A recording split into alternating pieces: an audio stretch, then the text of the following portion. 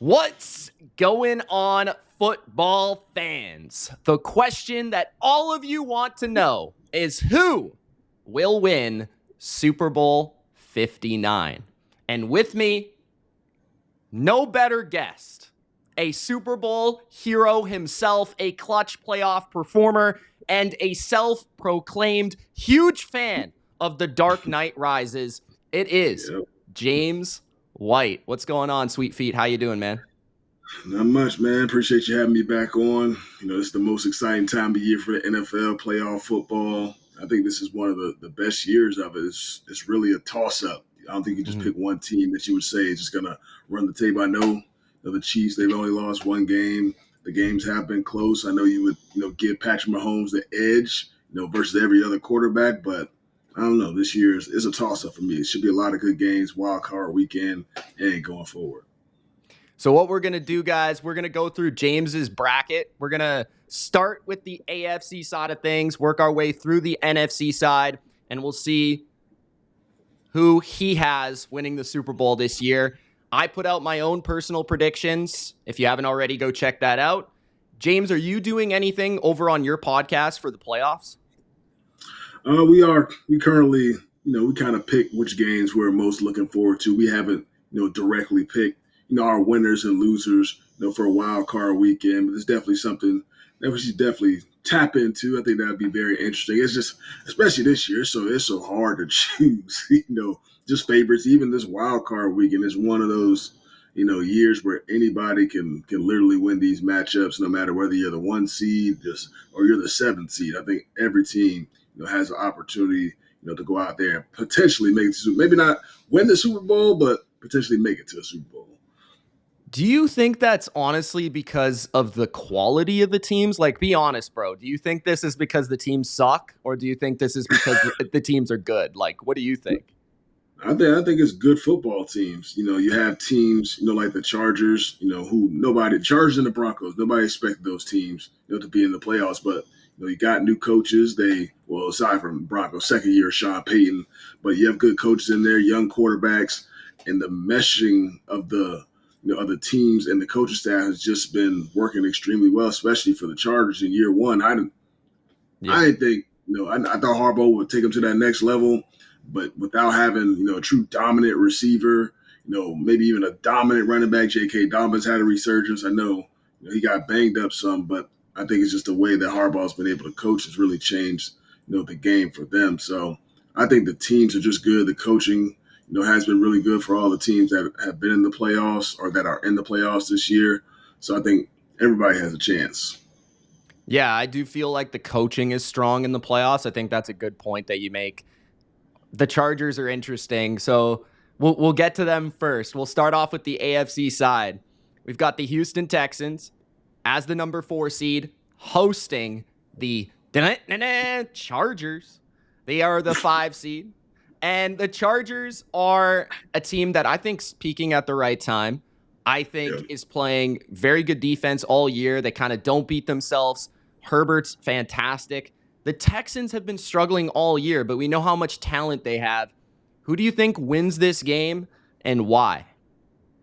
For me, I'm going to roll with the Chargers on this one. I know Houston, they're starting to get decimated with injuries. I know they signed Deontay Johnson.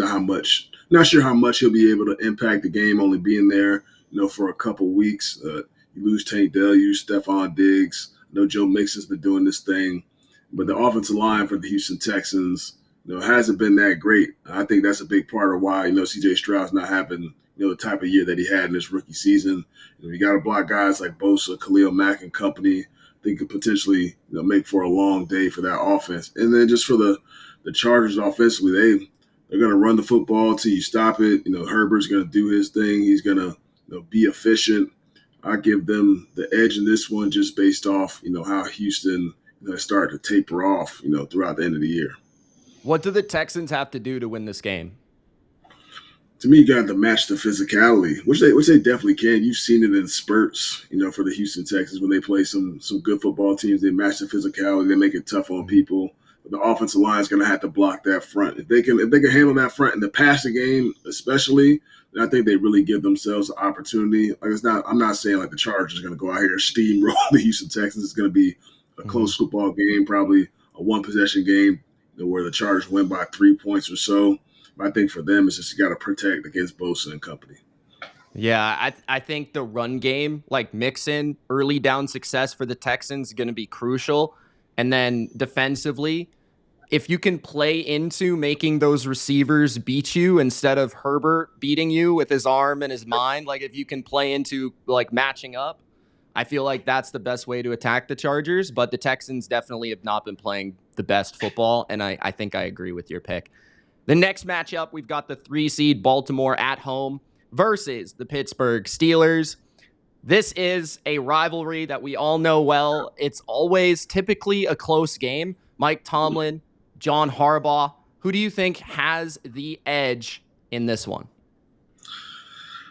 I'm going to go with the Ravens on this matchup. I know Lamar had been struggling against the Steelers prior to their last matchup, but was able to get a victory against them in the last matchup. And the Steelers, even them for these last couple of weeks, the passing offense has been very inconsistent. George Pickens had a tough game. Last week, had 1 yard, something like that, a couple drops. Not sure where his head is at mentally. I started to trust their offense a little bit more when Russ took over, when he had, a couple of those big games, but it started to taper off some. So I don't necessarily trust their offense against the Ravens. Their Ravens defense is starting to pick it up, playing with much more confidence. The secondary isn't giving up those big plays, and they're actually making plays, game-changing plays on defense now. So not saying the Ravens going to run away with this one either, because the Steelers play a certain type of ball. Division rivalry is going to be close. I'm just not sure if the Steelers can make enough plays on offense to beat Lamar, even though they'll be without Zay Flowers most likely. I think Nelson Aguilar, Rashad Bateman likely, Andrews, they'll be able to make enough plays. And obviously Lamar, he's going to do what he needs to do. I think he'll be more confident coming into this game after, finally getting that another win against the Steelers a few weeks ago. Yeah, I think home field is also a pretty big factor here. Playing in Baltimore, we saw Pittsburgh has usually defeated Baltimore at home. But whenever it feels like it's in Baltimore, there's a greater chance the Ravens do win. The interesting thing with Zay Flowers is the Steelers have kind of morphed their identity defensively, and they do tend to play a lot more man coverage this year than in previous seasons, right? And I feel like without Zay Flowers, like that definitely changes the math, because I think if the Steelers were playing a team with great depth at receiver specifically, that's where you can expose them. But at tight end, where the Ravens are kind of the strength or their run game, I feel like the Steelers match up a little bit better there. Am I off? Am I on? What do you think about that matchup in particular? No, I mean, I'm sure the Steelers like their matchups in man-to-man coverage. Just the one thing about playing a ton of man-to-man coverage when you're playing a quarterback who's able to get outside the pocket, is going to be a lot of running lanes. So, look, I mean, they can do it. They have, you got T.J. Watt, you got Nick Herbig, you got, Highsmith and Hayward. You got guys who are able to close the pocket, and try and not let Lamar out of the pocket, even with just a four-man rush. So if you play man, you just got to hope that, your guys are able to contain him, because you don't want to give him any creases. Like, he's not like he's looking to run, all the time, but if you give him an opportunity, it could be, 40, 50 yards in a heartbeat, and that, gives him a greater opportunity to score points. I think you're right about the Ravens defense peaking at the right time, and the Steelers offense, the inconsistency. It's just hard to imagine the upset despite the familiarity between the two teams. So Ravens would advance to take on, we'll see, the Buffalo Bills, or will the Broncos go to Kansas City? Who do you favor in this game between Sean Payton and Josh Allen? Something's telling me to pick the Broncos, but I won't do it. I'm going to roll, with Buffalo Bills. Josh Allen, having that, MVP type of season, spreading the ball around all his weapons. James Cook, who I think is one of the most underrated backs in this league. And their defense, they do enough, defensively. I'm not saying they'll go out there and completely shut, anybody down. Probably won't shut Bo Nix down completely. But I think offensively, the amount of matchups and the amount of problems they can present to a good Broncos defense too. Not saying like they've been playing pretty elite, all year long. But I just think having, Josh Allen back there, quarterback, that presents a lot of challenges, and you have to switch up your scheme just a tad, just to try and contain them. So I'm gonna give the Buffalo Bills the edge in this one. James, is there someone snoring in the background? Right, my dog. I can hear it. So Clearly, yeah, yeah. it's kind of distracting. Sorry. Yeah, he's right there. Hey, wake up, man. Is he awake? Yeah, he's awake, but he'll probably be back sleeping like two Oh more no, seconds. man. Hey, we're trying to talk about some playoff football, Ace. You should be excited, man. Come on. He's not a fan of it, I guess. But the interesting thing about the Broncos, I will say, is that they did beat the Bills last year. They did beat the Bills last year. I know it was with Russell Wilson, but it was on the road. It was in Buffalo. I remember the game. It was the game where the Bills kind of morphed and changed their identity. Like they went through this whole process of we're going to run the ball more. We're going to be a more physical team offensively. We're going to change what we do. And that was a big moment. So we'll see if the Bills have truly evolved. I do think the Bills are one of the more complete Buffalo teams that we've seen in recent years with Josh Allen. I think they should be favored in this game. They should win this game, but you've got to take the Broncos seriously with how great of a coach they have, how good their defense has been. I think they are a pretty tough 7 seed. They're definitely not going to be an easy out. Okay, so let's advance on the AFC side to the divisional round. We're going to work our way through the AFC before we get to the NFC. So you would have the Buffalo Bills taking on the Baltimore Ravens and the Chargers visiting the Chiefs. Let's begin with the 1 versus the 5. That's the AFC West matchup. Chiefs, Chargers at Arrowhead. How do you see this game going? I'm gonna roll with the Chiefs in that one. They just have had, the Chargers number for such a long time, even with Brandon Staley. Like I said, I think the Chargers they had a very good season, probably made a lot further than what people would have expected, but I just don't think they'll be able to take down, Patrick Mahomes and company. I myself was one of those people, saying the way they've been winning is not going to work, when it comes to playoff time. But, when you're facing that division opponent, I think it'll work just fine. I think, getting Hollywood Brown back, having Xavier Worthy, I mean, he's got a better repertoire of receivers to work with than what he did last year. He was able to win a Super Bowl. So I'm going to go with the Chiefs in that one. Yeah, the Chargers, they definitely have to prove that they can go to Arrowhead and win. I think the hurdle for me as well is seeing Herbert in a playoff game, win the playoff game first, see how they perform. This is a team in the Chargers that's maybe a feisty underdog that did play them very well last time they played without Ladd McConkey. It came down to the wire, and every Chiefs game plays out like that. That's just the way the games go. So you almost expect a last-second field goal, a last-second drive. You expect it to happen, but yeah, I think the Chiefs definitely will be picked by 99% of human beings. So it would be pretty shocking if they did lose this game, considering even the talent of the Chargers, as you've said earlier in the video, is not overwhelming either. So Kansas City advances to the AFC Championship again. Who will they face? The Buffalo Bills or the Baltimore Ravens? Baltimore would go to Buffalo in this case, so it would be different from the game very early in the season. And who knows what the weather would be like, but this is a game between Josh Allen and Lamar Jackson, arguably the 2 quarterbacks that played the best this season. What do you think? Going to say I'd be playing the Baltimore Ravens, get a rematch from last season. Okay. Ravens versus Chiefs, AFC Championship. I mean, it'd be tough to go into, Buffalo, get a win against Josh Allen and company. But, having Derrick Henry this year, Todd Monken, look, you got a guy like that in your backfield. You got to continue to do what you've done all year long. Hand it to him at least 20-plus times. Even if he only gets 80 yards, just make him feel his presence, because that's going to open up the passing game for Lamar Jackson and his scramble opportunities as well. They're able to beat Buffalo, on the road, really showcase why I believe Lamar Jackson is the MVP this year. Although Josh Allen has had an MVP type of season, the numbers, and if you just watch the tape and see what Lamar's done, I mean, it's just incredible. He just keeps getting better and better.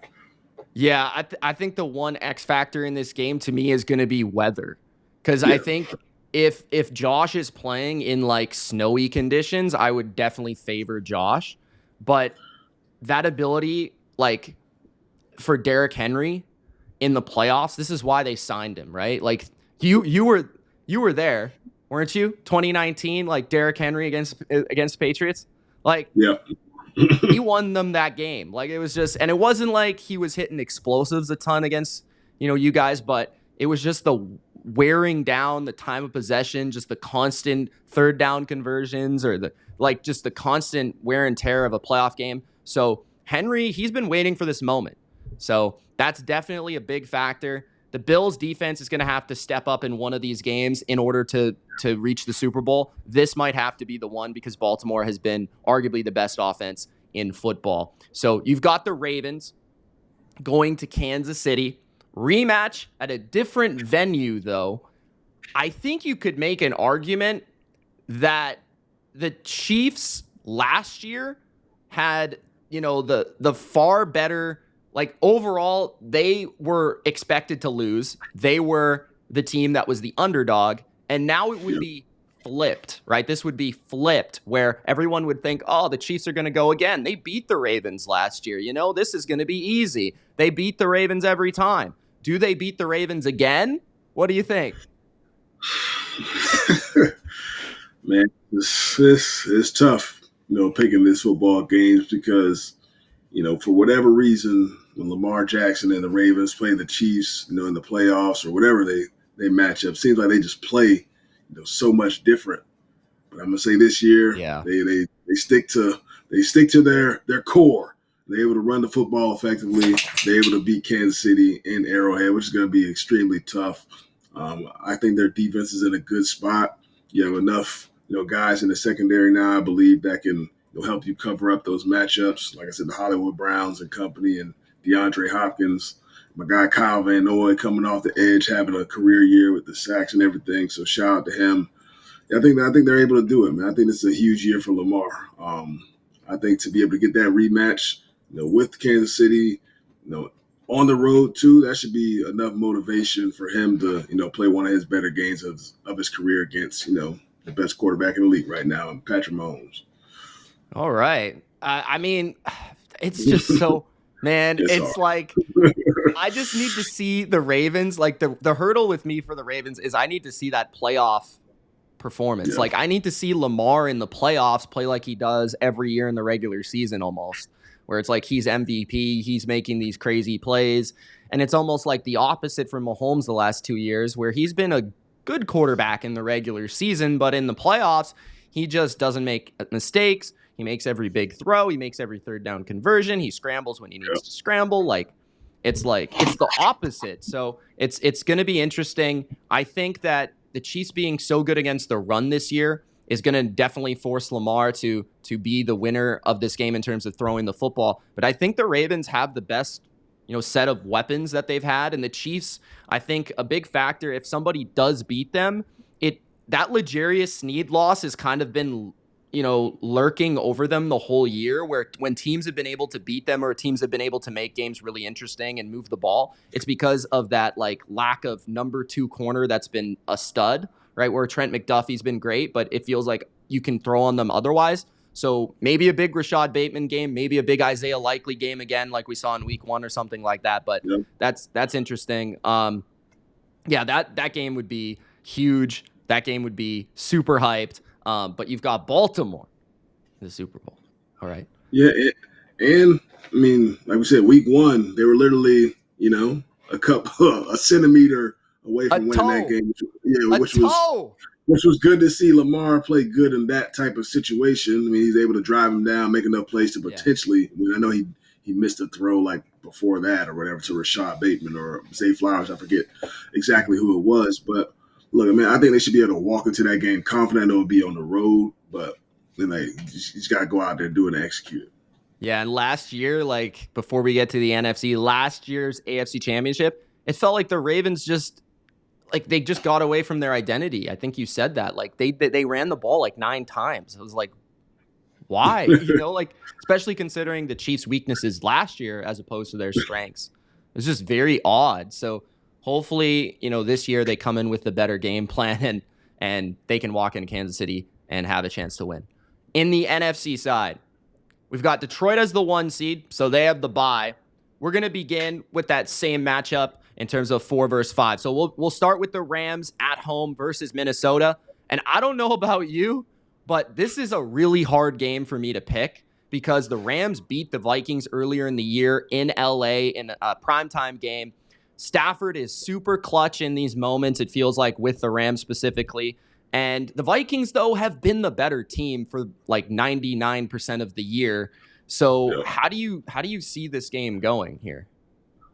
Yeah, this is a tough one as well. This is the game that I circle for the week, just to see that chess match, kind of like last week. Saw a chess match between Ben Johnson and Brian Flores. Ben Johnson was able to, kind of pick them apart and run the football. Jared Goff was able to make enough plays to beat the Vikings last week. It's going to be a similar type of thing between Sean McVay and Brian Flores. Yeah. It's tough. I mean, Rams are, back healthy. They got Puka Nacua, Cooper Kupp, and everything. But, I mean, offensively, they haven't looked the greatest the last, couple weeks. So it's tough. And Sam Darnold didn't look great the other night, in Detroit. It's a tough one for me to choose. It feels like the Vikings are way worse on the road. Like, I don't know if that's just because I don't know if it's the pass protection or if it's Sam or the noise or like, I don't know what it is, but it feels like they're much better at home. And then, yeah, like you said, like the Rams offense was kind of humming for a little bit that Bills game, but then they fell off and the defense is playing kind of better now, but the offense isn't. So yeah, this is just really, really tough. Yeah. Who are you going to pick? It's a tough one to choose. I want to see a rematch at some point between the Lions and the Vikings. So I'm going to pick the Vikings in this one. Actually, I think it'd be a close matchup. With the Vikings are just going to have to try and confuse Stafford a ton, try and slow down Puka Nacua. Don't let him get going. Don't let Kyron Williams get going and attack, this Rams defense. They have a lot of young players, some inexperienced players playing in probably their first playoff game and things of that nature. So get after them that way. Got to get Jefferson involved. Got to get Addison involved and T.J. Hawkinson too. I mean, I know Justin Jefferson is going to be motivated after last week, being kind of shut down a little bit by the Lions defense and Amik Robinson. I think Sam Darnold, he just can't let the moment, be too big. I think last weekend was probably good for him. Get those jitters, kind of out of your system, because that's like a playoff, type of game, trying to win a division for the first time he's ever been in that type of situation. You kind of sweep that under the rug and get back remotivated, knowing you have to play a little bit better in order for your team to go out here and make a run in the playoffs. All right, Vikings advance. But will they play Detroit? I don't know yet. We'll Tampa Bay versus Washington, 3 versus 6. Tampa's at home. Tampa has experience, but Washington has the rookie phenom. So who are you going to take there? I'm gonna go Washington. I'm gonna go with the young QB, Jaden Daniels. Okay. I know that the Bucs they can score with the best of them. Their offense can light it up. Defensively, it's kind of shaky, on that side of the ball. But I think that the young Bucs are able to go on the road against a defense that you can create some big plays on. Him, Terry McLaurin, and company are able to handle their business. I think this will be a shootout, honestly. I think this could be one of those high-scoring games. Jaden Daniels has one of those drives as a young rookie to help his team win it. I'll take the Commanders in this one. Yeah, 2 of the most clutch quarterbacks in the league this year from like a third down and like a fourth quarter perspective. Baker's been doing his thing too. That offense, Bucky Irving, they're running the football well. So this definitely will be a shootout. It depends. The Bucs also have some injuries that could definitely change some things. I just hope that Mike Evans and Lattimore last the entire 4 quarters and they don't like knock each other out or something. Pretty sure they played earlier the year, I believe. I don't know if Lattimore was healthy or not, but it was pretty chill in that matchup. So I don't know. I don't know if it was just the the Saints Bucs rivalry. I don't know if that sparked it up some more, but we'll see. All right, so you got Washington in the upset. And the 2 versus the 7 is Philadelphia at home versus the Green Bay Packers. Packers likely will not have, or I know they won't have, Alexander, and it appears that Christian Watson is out for the year. So that definitely hurts their perimeter players on offense and defense. Philly, they've kind of had this weird thing going on where like they rested last week, but like Jalen Hurts has also kind of been injured, but they're also awesome, like in terms of their talent and their Saquon, and the defense has been really good. So how do you see this game going here? I'm gonna pick Philly in this one. I was able to watch or call the game on radio between the Packers and the Bears this Okay. weekend, where Jordan Love got hurt or banged up, didn't re-enter the game. Christian Watson goes down. Romeo Dobbs didn't play because of illness, I believe. So Mm-hmm. I do like the Packers. I think they present a challenge to Philly. I know Jalen Hurts has missed the last couple of weeks, with the concussion protocol.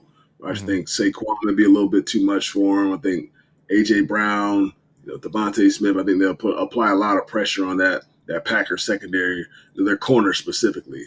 They get good safety play out of Xavier McKinney, guys like that. But I think their corners are just going to be challenged a ton, because you might be put on somewhat of an island too, depending on what their scheme is to try and slow down Saquon Barkley. And you have assuming that Jalen Hurts is back healthy, you have a mobile quarterback too, so your corners are going to have to handle their business on the outside, and I don't think they'll be able to hold up the entire game against Philly.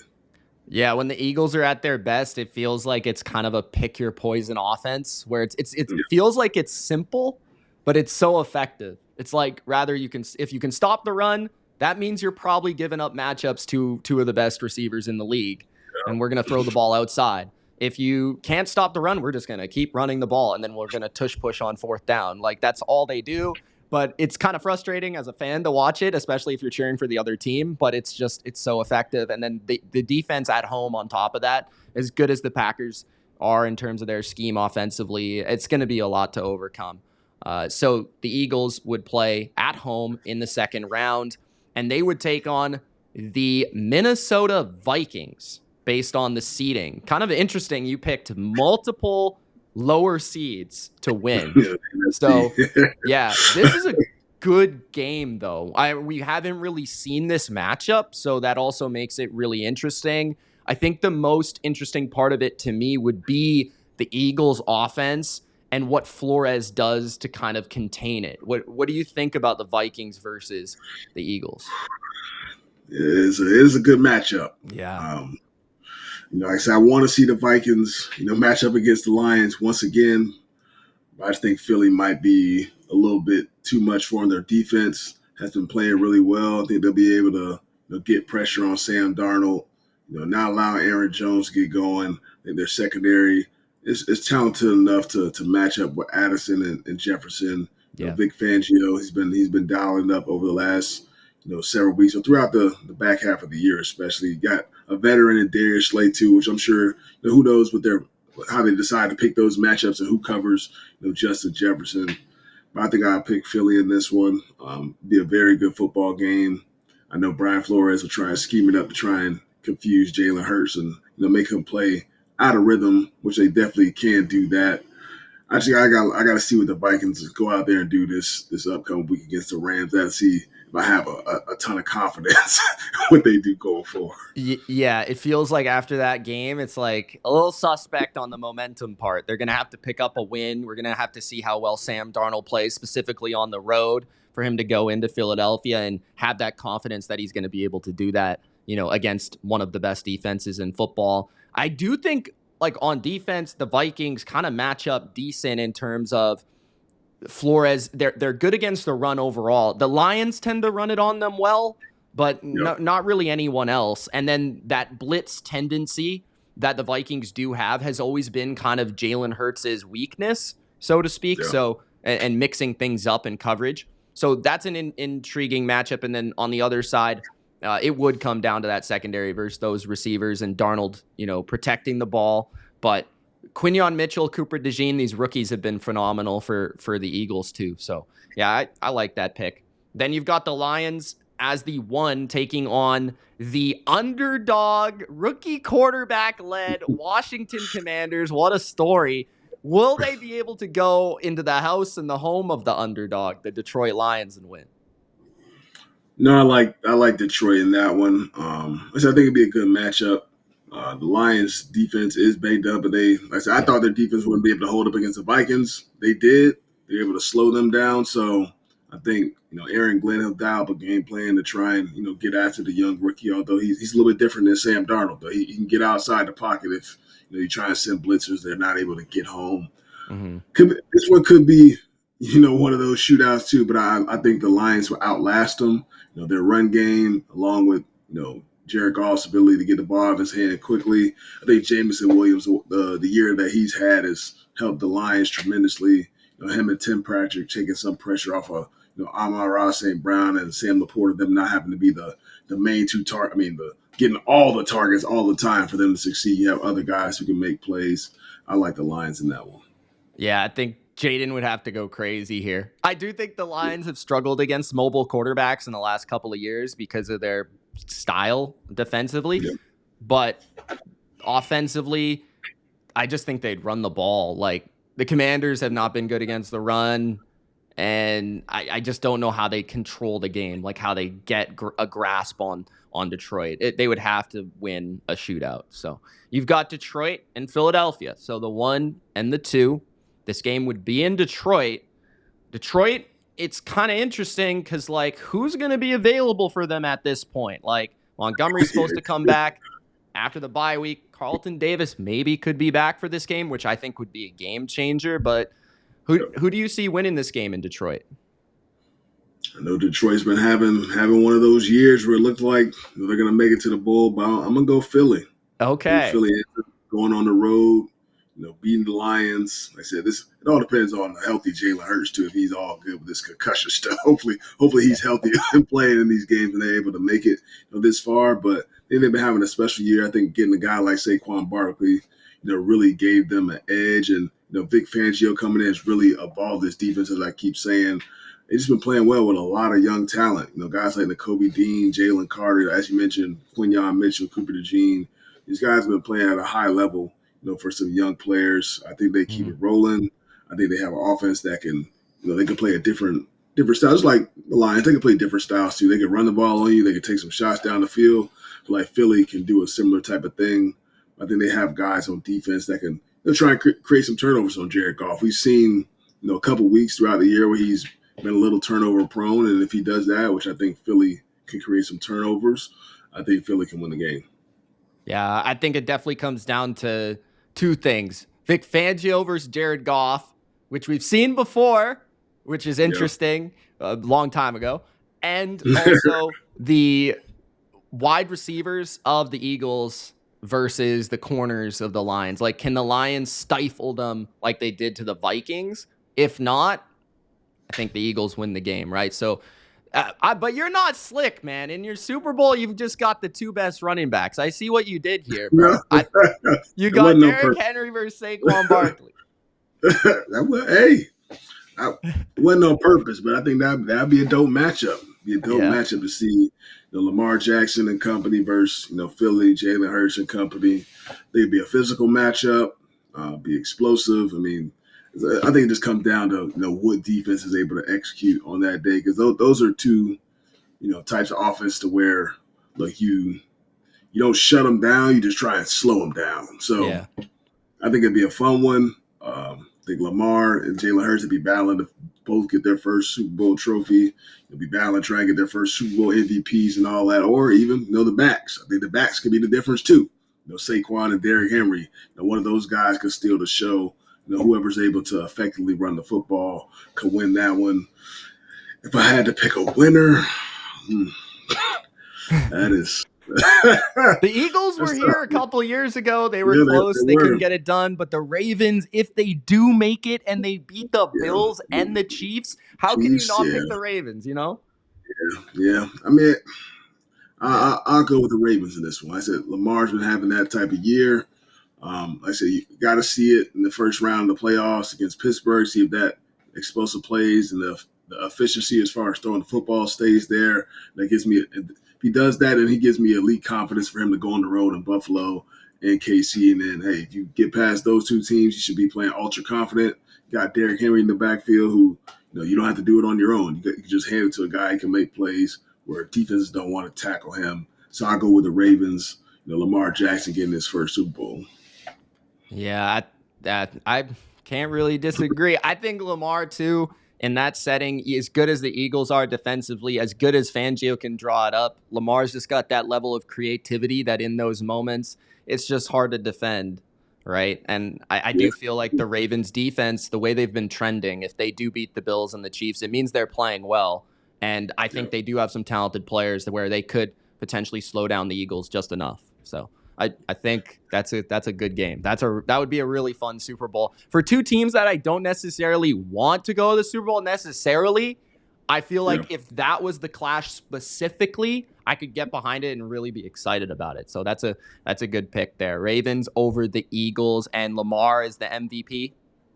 Yep. I mean, it could be Lamar or have to be Derrick Henry. He very well could be the guy, especially going up against defense that's been playing very good. We got younger guys. He's going to be bigger than probably 95% of the guys on that defense that are trying to tackle him. So he usually is, isn't he? He usually is, but I feel like the Eagles, from their linebackers on back, they're pretty small. So I think that'd be a tough matchup for those guys. Okay, so I will, before letting you go, man, that was great. That was a fun playoff bracket. Definitely a little bit different from mine, but some good points that you did make. I got to talk about the Patriots. What's currently going on right now? I mean, Gerard Mayo did get let go, so they're looking for a new head coach. And Drake May had a really fun, promising rookie season. So first question is who do you think should be the next head coach? Do you think Gerard should have been fired, or do you think he should have had another opportunity? And yeah, we'll go from there. What do you think? To me personally, I don't think Gerard should have been fired because if you're gonna fire him after one season, I think you never should have hired him in the first place. He's a guy who's only 5 years into being a coach in the NFL. You had to think it's gonna take multiple years for him to get it right. Bill Belichick had a tough couple last seasons. The roster isn't necessarily the greatest. You got to imagine you didn't expect, first-time head coach to make this team go out here and look like they were going to make it to the playoffs or anything like that. The season went about as expected, I think, for fans or most people from the outside, looking in. Like I said, I'm not in the building. I don't know how things were run, whether there were some issues with that and some disagreements between player personnel and all that stuff. That's stuff that we'll never honestly know unless it gets leaked out or whatever. So I didn't think it was fair because I don't think he was working with the best situation. I think any coach who was hired last year would have struggled. Maybe they would have won maybe one or two more games, but I don't think that's a huge difference. They had a tough schedule this year, and it really showed. It's just a tough situation for him. I feel for him. But at the same time, tough decisions have to be made, as far as the ownership, Kraft, the Patriots organization. We had 20 plus years of success, making the AFC championships and Super Bowls almost every single season.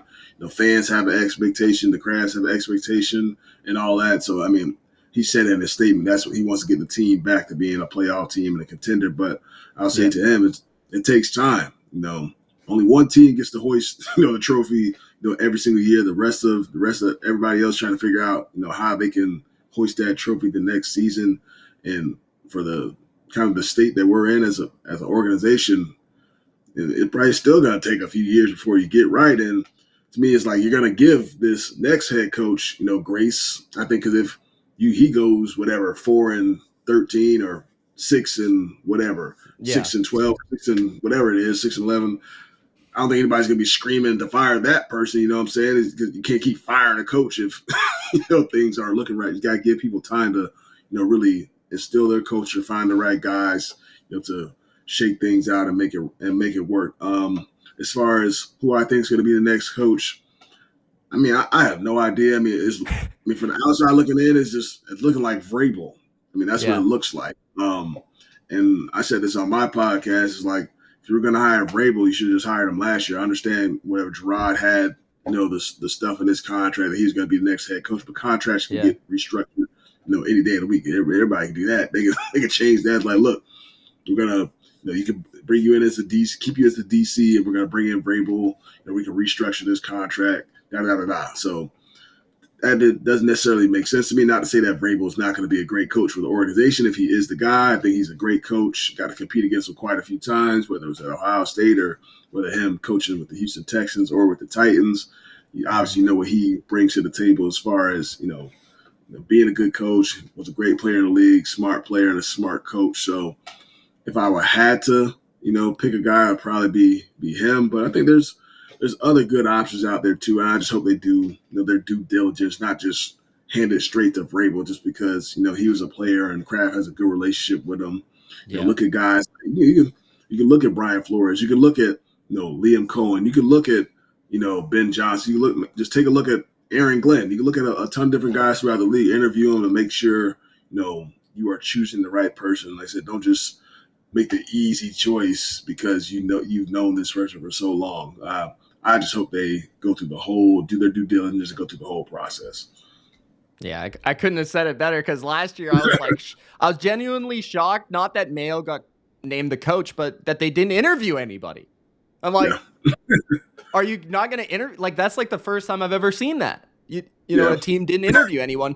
And especially a guy like Vrabel, who you would think would have a good relationship with Kraft, where it's like, he's a former Patriot. He's a Patriot legend too. Like, would he not get an interview? Like, so it's very odd, I think. And Gerard having to be the coach after Bill to not give him any time, especially with his lack of experience, is a good point. I do think things went very poorly this year in a manner that I think was hard for. And the way that I think of it is like, you have to envision the future. And you've got Drake May, who's this quarterback that I think we all believe can be a franchise guy. And it's like, you've got to maximize that early. And maybe Gerard, and I think this is where Kraft's coming from, is like, maybe Gerard just isn't ready, like, to lead this thing into the future. But then why would you say that he was ready last year? So it's a tough conversation. But I know people are getting on him, saying the team didn't improve and this and that. It's like, does he not get any credit for what Drake May did? He just do it all by himself. Like Drake May nobody gives him any credit for the success they're having, making sure he was prepared and ready to go. So I think you got to give him credit when it comes to that. I mean, like I said, most coaches were not going to go out there and with some of the injuries. You lose David Andrews, you lose Barmore, you lose Juwan Finley, you lose Duggar for a few weeks. When he comes back, he's not playing the greatest. So it's like, it's a tough, situation for him to be in. Yes, he's inexperienced. Yes, he could have answered questions differently, but I think it's just a learning curve for him. Maybe he shouldn't have been in that spot too early on, but he was put in that spot. And to me, if you gave it to him, you had to think that it was going to take some years. That's just really my only thing when it comes to the hiring and firing them. And if you hire Vrabel, to me, it's almost like I wouldn't say it's like a slap in the face of Gerard, but it's like you hired me knowing almost that you wanted to, Vrabel didn't take a head coaching job either last year, probably on purpose. So it's like a slap in the face for me. It's like, oh, I was just a filler, being put in a tough situation. Then you're going to bring in, Vrabel, who, maybe I already had an idea this was a possibility if, I didn't go out here and win a ton of games. And, now he gets the $130 million, got a quarterback who, he's already a little experienced now, and he's in a much better situation. So, it's tough, man. But hey, it happens. It happens. Yeah. No, some good points. I think, Ben Johnson has to be taken seriously too, if not just because of, he's maybe the best play caller in the league right now this year, but also North Carolina guy, North Carolina QB, Drake May. I don't know. Just saying. I think Ben Johnson has to be taken seriously too. So just throwing that out there. There's many great candidates this year. I think even more so than last year. Yeah, there is. And I will say, like, with fans too, like, if you're calling for, like, say this, whoever the coach is, if they go out there and struggle next year, make sure you keep that same energy that you had this year. This guy sucks. And all that stuff. And don't say, this guy needs time. And then, like, what I'm saying? So don't switch up next year. Not saying that the Patriots are going to do bad, though. I'm saying, but don't switch it up. All right, keep the same energy. Well, hey, thanks, James, for coming on again. Always fun time, man. And just give a shout out to what you've got going on with your podcast, what's going on with the playoffs and all that stuff. Oh, yeah, make sure you guys check out the Money Down podcast. It's I, myself, James White, along with two of my former college teammates, Sojourn Shelton, Warren Herring.